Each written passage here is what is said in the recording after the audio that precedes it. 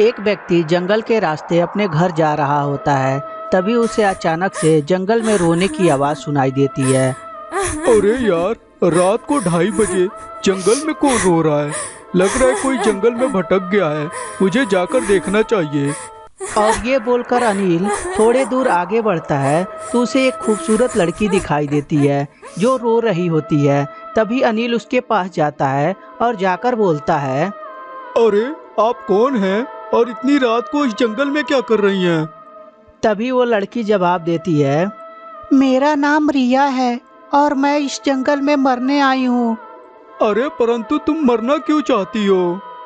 मैं इसलिए मरना चाहती हूँ कि बचपन में मेरी माँ गुजर गई और थोड़े दिन बाद मेरे पिताजी भी गुजर गए। मेरी शादी हो रही थी तो मेरा पति भी मुझे छोड़कर भाग गया मंडक से ही। भला कोई इतनी सी बात पे कोई मरने का फैसला भी करता है? अरे, तुम इतनी खूबसूरत हो, तुम्हें एक पति छोड़ के भाग गया तो क्या हुआ? तुम्हारी दूसरी शादी हो जाएगी। बातें तो सब कोई अच्छी अच्छी कर लेता है, क्या आप मुझसे शादी करेंगे?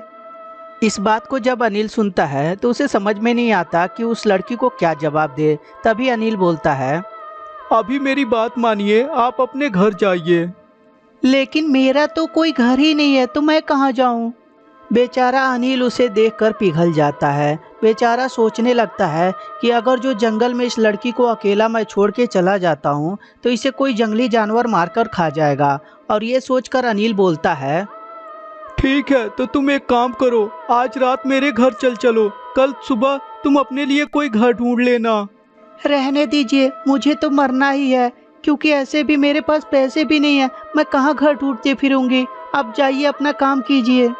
इस बात को जब अनिल सुनता है तो सोचने लगता है, लड़की बुरी भी नहीं है, काफ़ी खूबसूरत है, ये मेरे घर का ख्याल भी रख लेगी, तो क्यों ना इससे मैं शादी ही कर लूँ। और ये सोचकर अनिल बोलता है, ठीक है, तुम एक काम करो, मेरे घर चलो। मैं तुमसे शादी करूंगा और तुम्हारी जिंदगी भर देखभाल भी करूंगा।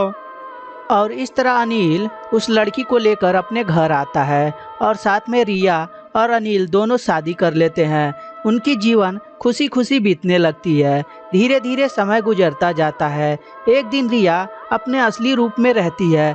तभी अनिल वहाँ पीछे से देखता रहता है जो रिया एक चुड़ैल के रूप में बदल चुकी रहती है। इस बात को देखकर अनिल बहुत ज़्यादा घबरा जाता है और सोचने लगता है कि मैं अब क्या करूं।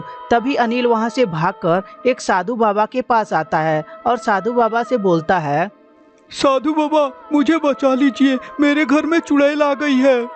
साधु बाबा जब इस बात को सुनते हैं तो बोलते हैं, अरे बालक, घबराओ मत, पूरी बात बताओ, क्या हुआ है?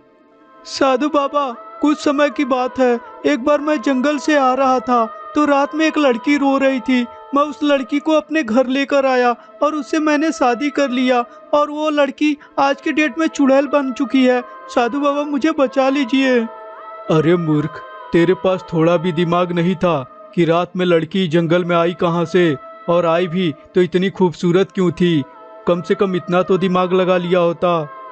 साधु बाबा, अब तो गलती हो गई है, प्लीज कुछ करिए, मुझे बचाइए, मुझे अभी नहीं मरना है। साधु बाबा बहुत देर तक सोचते हैं और फिर बोलते हैं, ये बताओ, तुम्हें हनुमान चालीसा आता है? हाँ बाबा, मुझे हनुमान चालीसा आता है। तो जाओ अपनी बीबी के सामने हनुमान चालीसा तब तक पढ़ना जब तक वो अब तुम्हारा घर छोड़कर भाग ना जाए।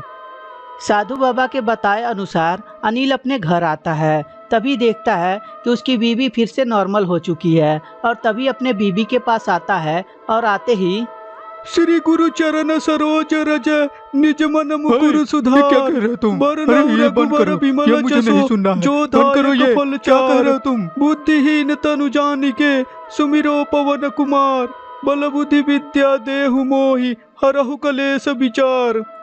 और इस तरह अनिल जोर जोर से हनुमान चालीसा पढ़ने लगता है। तभी चुड़ैल अपने रूप में आ जाती है।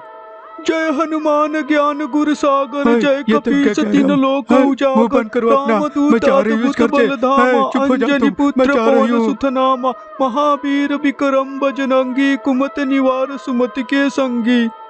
और इस तरह अनिल अपने सूझबूझ से और पंडित जी के मदद से चुड़ैल को अपने घर से भगा देता है।